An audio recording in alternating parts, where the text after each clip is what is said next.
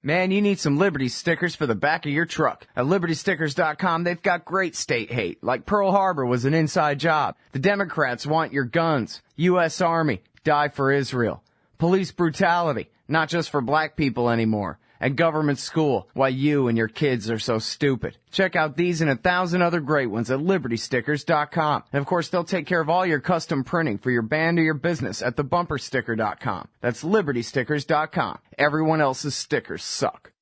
All right, y'all, welcome back to the show. I'm Scott Horton, and our next guest is the great Lew Rockwell from LewRockwell.com. And of course, he's the chairman of the Ludwig von Mises Institute. That's Mises.org. Welcome back to the show, Lew. How are you? Great to be with you, Scott. Good to have you here. So, listen, I don't have a specific article I'm referring to, I don't think, but just sort of there's this kind of feeling, I guess, that I keep coming across on the American right that China is a terrible danger. It's basically like Japan right before we got into World War II or something. They're going to come here and kill us all. They're going to take over the whole world, and they do have hydrogen bombs.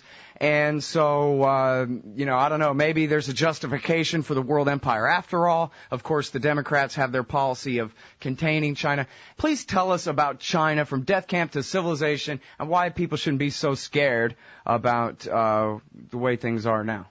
Well, first of all, we should realize that the American state and its various ideological allies, like the American right, are always wanting to have an enemy. You know, in order to have a government as big as this, and by the way, the U.S. government is the biggest, most powerful, richest government in the history of the world by many magnitudes, certainly far bigger than the Chinese government. And in order to keep the American people agreeing to fund it, agreeing to be controlled by it, agreeing to be spied on and all the other evil things, and agreeing to be fooled by it, there always has to be some horrible guy over the next hill. He's right there. You know, this is what I'm sure the Babylonians did this. Probably in the Stone Age they did it. Oh, there's another tribe. They're going to come and get us. So you better give all your money to me, the leader with the biggest axe. So this is government. Probably it didn't happen with I shouldn't be attacking the Neanderthals or the early humans or whatever, because they didn't have a state. They didn't have a government. But this is a development of quote unquote civilization as as an economy becomes wealthier. You have one group that through conquest takes power, and they say, you know, we're the king, we're the republic, we're the democracy, we're the pharaoh, whatever the name is at various things, and we own you. I mean, that's in effect what they may not put it that way, although sometimes in the ancient world they did put it that way. So in order to carry off this whole vast apparatus of predation, of torture, of murder, mass murder and wars and spying and stuff that makes Big Brother in 1984 look like the ACLU, in order to get away with all that, they have to have, there's, somebody worse than us. You won't believe it, but there's somebody worse than us. They're going to take over. They're going to kill us. So there have been many, many countries that they've said this about, none of which were ever a threat to the U.S., even though, of course, plenty of them were actually evil in their own context, whether we're talking about the German National Socialist or the international communists, the international socialists in the Soviet Union, although, of course, they never have a problem being allied with these people. The U.S. was allied with Stalin and that horrendous government during World War II and really all during the 30s under Roosevelt. So this is there right now, and especially the neocons and all the protectionists want to make an evil guy out of the Chinese. So here, it seems to me when we're thinking about China, first we have to realize that in moving from the days of Mao Zedong, which were not that long ago, to the current day, and really even as I wrote in that article in the early 2000s, they had moved from one of the worst governments in the history of the world. I mean, maybe on a level with Stalin and Hitler, to a much freer government. Obviously, no government is perfect. Every government is evil to one extent or another. But they move from the land of the concentration camps, of mass starvation, of just horrendous, no civil liberties, no right to anything, that you could just be instantly seized and beaten and killed, if you looked askance at any of the rulers, even the local rulers. I mean, just a total reign of terror against the Chinese people, to a place that was much more prosperous, no starvation. Not only is there no starvation in China, when I wrote this in the early 2000s, especially not today, there's abundant food. There's still plenty wrong. They've still got, a big military, although far less big proportionally than the U.S. The U.S., of course, spends more on its military than the rest of the world combined, or certainly the rest of the, the so-called first world.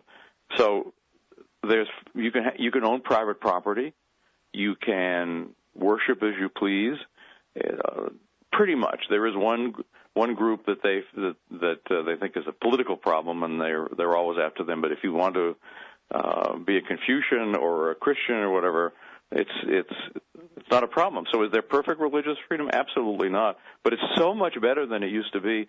And just the fact that you can own private property. I mean, you can own agricultural land. You can own a condominium. You can own a little storefront business. And so China is today semi-capitalist. It's I must say quite amazing, quite one of the great developments, I think, of all of human history, to bring into the world division of labor not only the former Soviet Union, all the former Soviet colonies in Eastern Europe, India, and especially China. I mean, the Chinese people are such an extraordinary people. Jim Rogers always makes the point that really plenty of peoples have been great, if we want to use this sort of definition, once in history, whether it's the Romans, the Babylonians, the Greeks, the Americans. He said only the Chinese have been great twice. I mean, they just culturally, economically, and they don't have a history of being aggressive outside their borders. Now, like every government, they've done horrible things within their borders, and so that's no good. But right now, the U.S. is trying to get Japan to start a war with China over these islands in the South China Sea that Vietnam claims, Japan claims, China claims, Taiwan claims. But the U.S. put Japan in charge after World War II of these islands, and probably, under international law, probably that's not correct. But regardless of that, these are pretty much barren islands, although there's oil, perhaps, in the seabeds around them. But the U.S. is ginning up a war. They want certainly a Cold War, maybe a hot war. They want Japan to fight China. This is, of course, a terrible idea for Japan and China, especially for the Chinese people and the Japanese people. They're stirring up nationalism, which is always an evil. I mean, why isn't it possible to appreciate the great things about any people? In our own country, there's no shortage of people appreciating the good things about America, and a lot of things that aren't good they might call good. The same is true in Japan and China.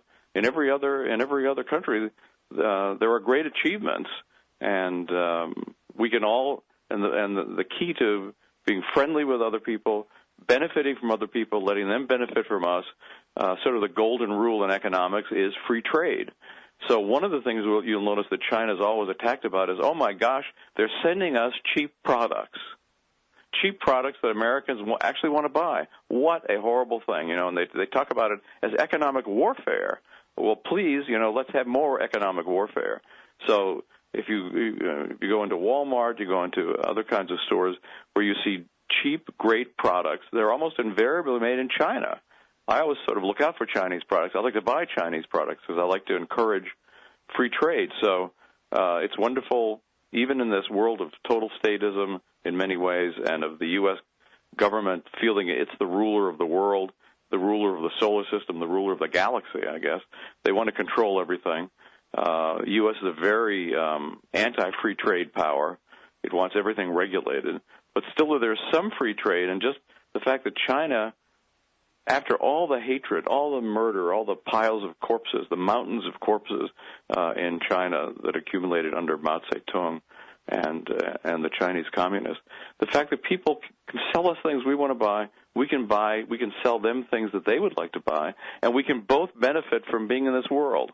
We can make their lives better, they can make our lives better. It's just the most wonderful thing. So anybody who hates that, is evil. And, of course, the neoconservatives have been at the forefront of wanting a new war with China. They think this is the new Cold War, the new World War that might keep the U.S. Imperial state at its present level of prosperity, at, of course, the expense of the whole world and the expense of the American people. So I say be grateful for what China's done, applaud them for what they've done, criticize them for what they haven't done.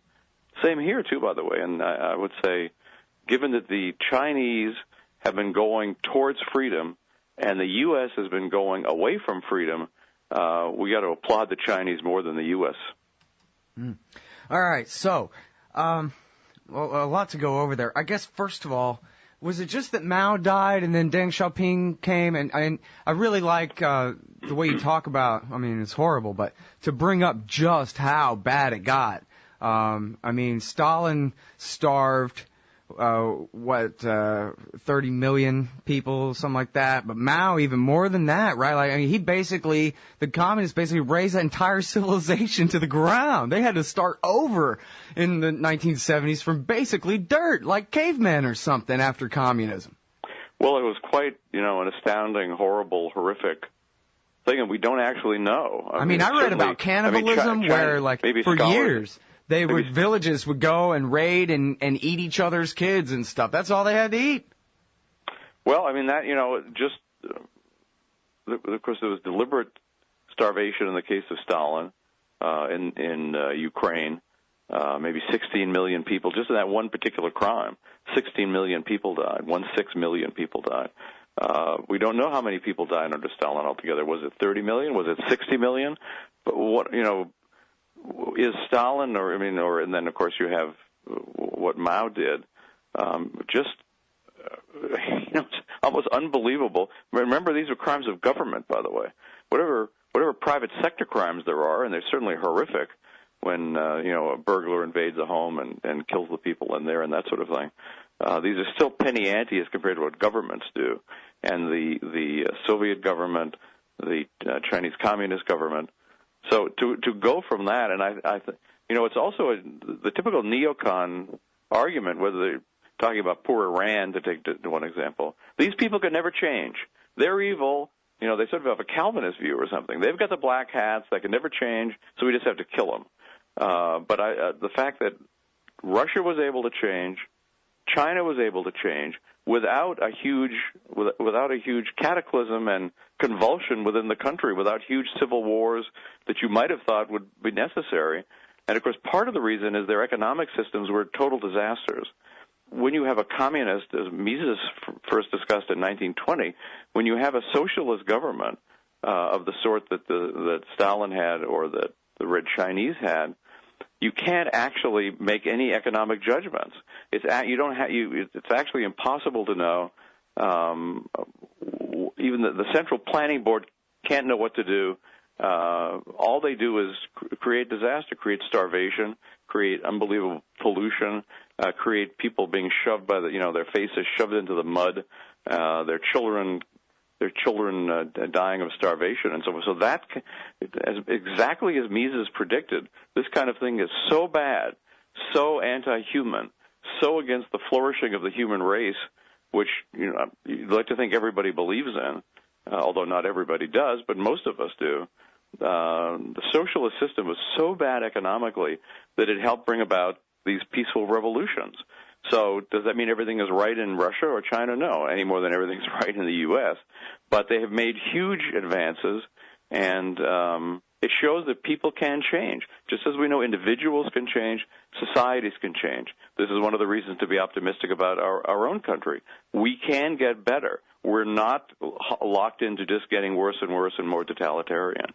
And we can look at what happened in Russia and China.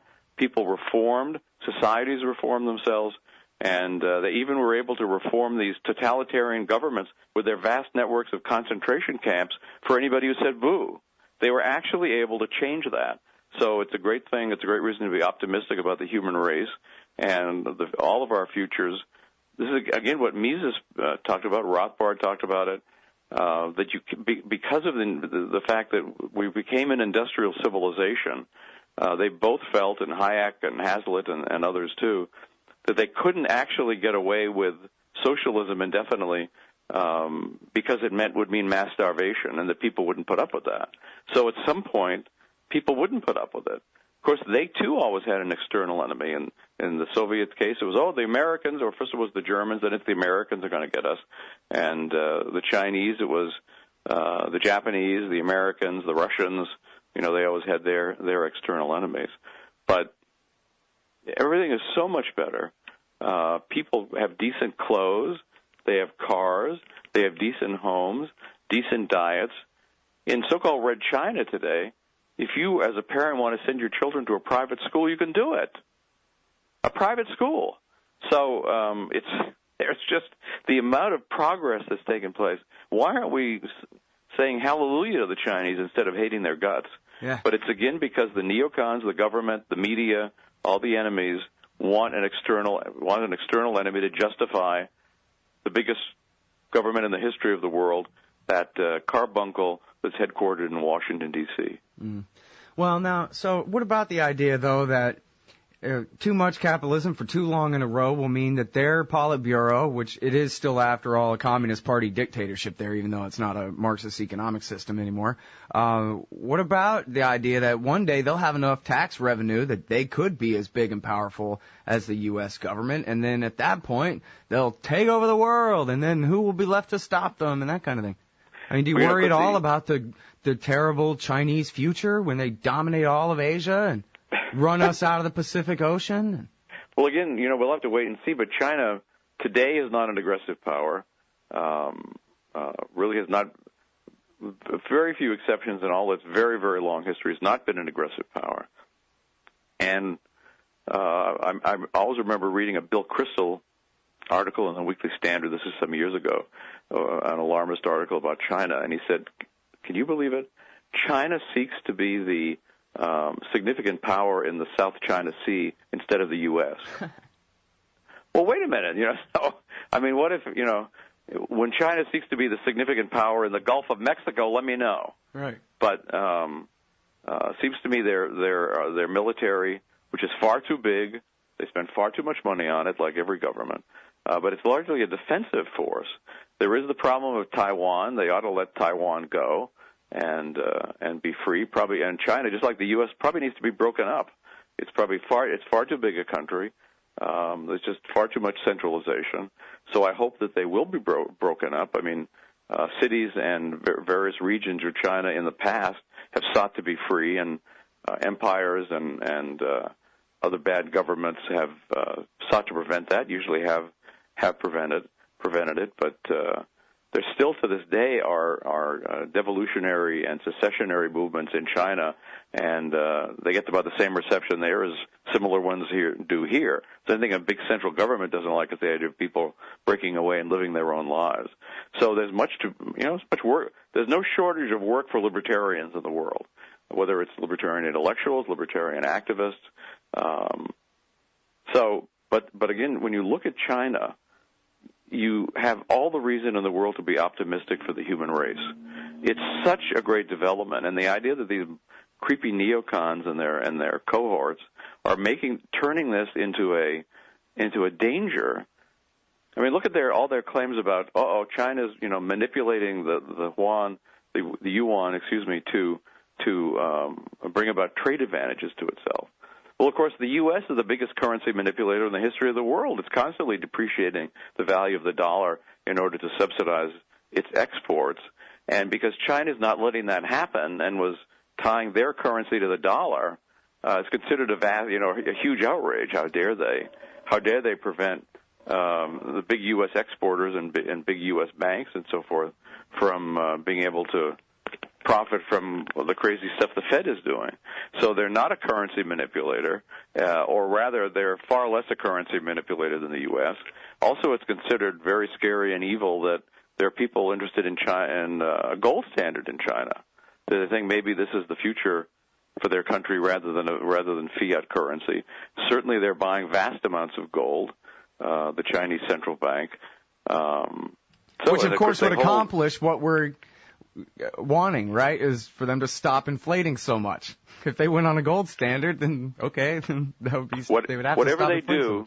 Whatever they do, it's a reason to hate them. Yeah. Doesn't matter what they do. Well, when they talk to each other, I can't understand it, and I'm pretty sure that they're talking about me. Well, the U.S. In one of its National Security Council findings, was it number 48? I'm not remembering the number, where they pretty much said any other country that seeks to improve its position militarily or economically is a threat to the U.S., that the world should remain exactly as it is with the U.S. dominating everything. So don't you dare become more prosperous, you guys, because, that makes you bad. Stay poor and stay dependent on the current world system. Well, thank goodness the Brazilians, all countries all over the world, and they're all very imperfect. Every single state is imperfect. But the Brazilians, would like to be more prosperous. The Indians want to be more prosperous. The Russians want to be more prosperous. The Chinese want to be more prosperous. They want what every human being wants. They want a better life for themselves, better lives for their children, better lives for their grandchildren, and so forth, and for their society. The Chinese are very proud of their literature. They're very proud of their culture. They're very proud of their art, and to go down the list. And why shouldn't they be? There's much to be proud of. And again, this is every people, but certainly the Chinese are quite an extraordinary people, a brilliant people, a very hardworking people. And just to release them, we see, by the way, something similar happening in Vietnam. Just to release them from the chain around their neck put there by the communists, a Western philosophy, of course. This is a philosophy that came out of Western Europe. It's not native to China. Just take the chains off, and all of a sudden these people are booming. So why isn't that something to thank God for? I mean, why isn't that just a wonderful thing? Why are we supposed to feel threatened by other people not starving? It's really, you could say this about many things, but that alone seems to me all you need to know about the U.S. empire. Yeah, exactly. Well, I guess I'm just lucky that my dad's a businessman, and he saw in the 1990s, from, in that decade, from the very beginning to the very end of it, he saw Shanghai go from a little bitty town, half the size of Austin, to something 2 or 3 times the size of Houston, or at least the downtown area of it. So this just tremendous thing. And it wasn't all just central planning and bubble activity or anything. It was real growth. I mean, this thing became a world-class city in the space of 1 decade. Absolutely unimaginable by anybody. I mean, would Rothbard even have predicted that could happen? And you'll notice that you never see pictures of Shanghai. I mean, there was a Tom Cruise movie set in Shanghai. I don't remember ever seeing pictures of Shanghai because, of course, it's politically incorrect to show the cities or the people of any country the U.S. is targeting. Right, any more than you ever just see like pictures Tehran. of Tehran or Syria, Antioch and so on. You don't ever see. You're supposed to. These are unpeople. They're not humans, and so just so that everybody will feel fine about killing them all if the U.S. government decides it can get away with it, and it's in its interest to get away with it. Well, I know how they do it too, because it actually works on me a little bit, and that is that when it comes to Iran, for example, I picture more or less the shape of Iran on a map, right? A drawing from a bird's eye view, rather than a street level view of what it's like to be in Iran at all. I've never been there. I've hardly ever seen pictures or video of it. I'd have to, we're talking about the subject now, so now I'm thinking back, and I have seen some footage of what it's like to look at Iran from the standing there level. But mostly, no. Whenever we're talking about Iran, the picture in my head is just a shape on a map. There could be 50 million people there or none, as far as I know. Well, Michael Moore's movie, not in general a fan of Michael Moore, but his movie Fahrenheit 9/11 is very good. It's got a lot of great stuff in it. And I remember the neocons criticizing that movie for this, that he showed scenes of everyday life in Iraq and showed a symphony orchestra, showed mothers taking their little children to play in a park, showed people going in and out of restaurants, eating in restaurants, showed businesses, showed just street scenes. Because, of course, you look at these people and you think, well, man, we don't want to murder these people. These are people like us, have the same hopes and for the future and the same fears and We share far more in common with them than we do with the government of either country. But he was specifically criticized by the neocons because they said it gave a false impression. You should just show, I don't know, the army marching or whatever. You're not supposed to show, and you'll never see this about China either. I've only ever once seen this was in a documentary on television, sponsored, I guess, by General Motors and by Buick, because the Chinese love Buicks. Buicks are considered a very high level, and of course there's a big Chinese automotive industry. There are Buicks built in China. So this was showing a Chinese street and a Buick dealership in I think it was Shanghai, in downtown Shanghai, and all the people coming and oohing and ahhing over the cars and so forth. And again, it's the kind of thing you are virtually never allowed to see. So it's what we should want to see. We should want to see. We should want to travel. We should want to go to China. We should want to go visit Iran. We should want to go visit. I guess Syria is tough, but at least before the bombs start falling, it's important for people to know what it's like and what is it like in Tehran. It really is such a great case study in just how commie our media is. I mean, when I was a kid in the 1980s, that was the last gasp of the Soviet Union there, but it was also a kind of brinksmanship era, the height of the Soviet Union and its power in the world and that kind of thing. And one of the things that I learned about the Soviet Union that proved what a great country I lived in was over there the government controls all the newspapers and tells everybody what to think about everything. And yet you couldn't really ascribe less state influence in our situation, could you?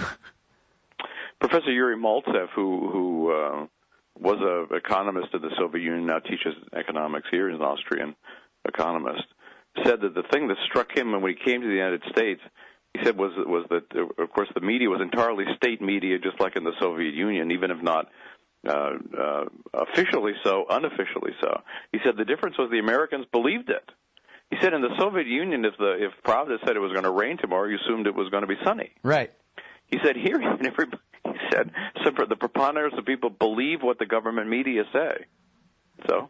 All right. Well, listen, I'm sorry we're over time and I got to let you go. This has been a great interview. To talk to you. I hope I can get you back on the show to talk about this great speech that you gave that I wish I'd been there for this thing in Houston, the Misesian Century, because, of course, it is 2013, which means it's the anniversary of a lot of things that happened 100 years ago. So we're going to have to talk soon about all of that. But I got to go because Phil Durali's coming up to talk about Israel bombing Syria. Bye-bye. Thank you. Thank you very much, Lew. Everybody, that's the great Lew Rockwell. His website, of course, is lewrockwell.com. Check out his podcast radio show there, and check out the great blog at lewrockwell.com/blog. And, of course, Mises.org, Mises.org. You can find 100 million zillion pages of Austrian economic stuff there for free in PDF format and HTML too.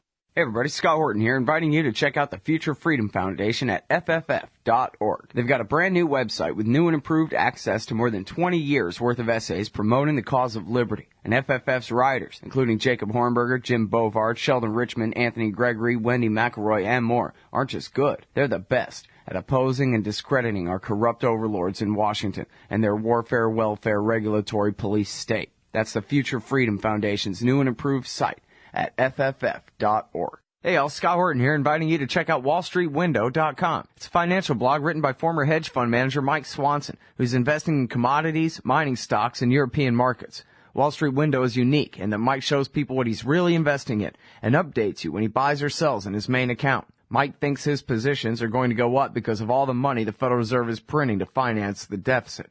See what happens at WallStreetWindow.com. And Mike's got a great new book coming out, so also keep your eye on WriterMichaelSwanson.com for more details. Hey y'all, Scott here.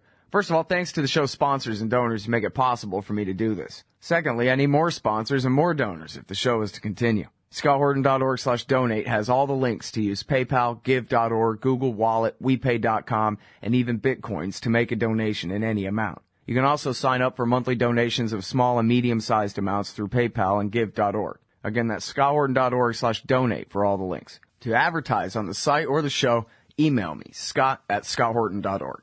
And thanks. The Emergency Committee for Israel, Brookings, Heritage, AIPAC, WINEP, JINSA, PNAC, CNAS, the AEI, FPI, CFR, and CSP. It sure does seem sometimes like the war party's got the foreign policy debate in D.C. all locked up. but not quite. Check out the Council for the National Interest at councilforthenationalinterest.org. They put America first, opposing our government's world empire, and especially their Middle Eastern madness. That's the Council for the National Interest at councilforthenationalinterest.org. Hey ladies, Scott Horton here. If you would like truly youthful, healthy, and healthy-looking skin, there is one very special company you need to visit, Dagny & Lane at dagnyandlane.com. Dagny & Lane has revolutionized the industry with a full line of products made from organic and all-natural ingredients that penetrate deeply with nutrient-rich ionic minerals and antioxidants for healthy and beautiful skin. That's Dagny & Lane at dagnyandlane.com. And for a limited time, add promo code SCOTT15 at checkout for a 15% discount.